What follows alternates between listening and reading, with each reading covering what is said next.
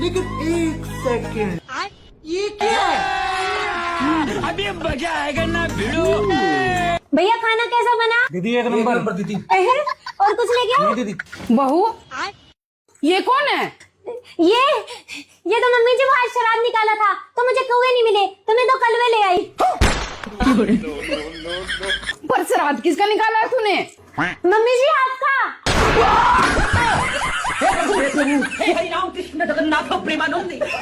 Mummy जी मुझे याद था, आपने कहा था सामने वाली से 2 कदम आगे चलना।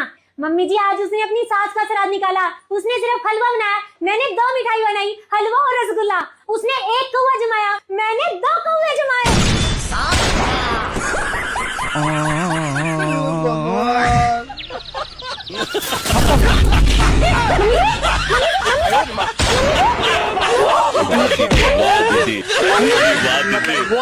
दीदी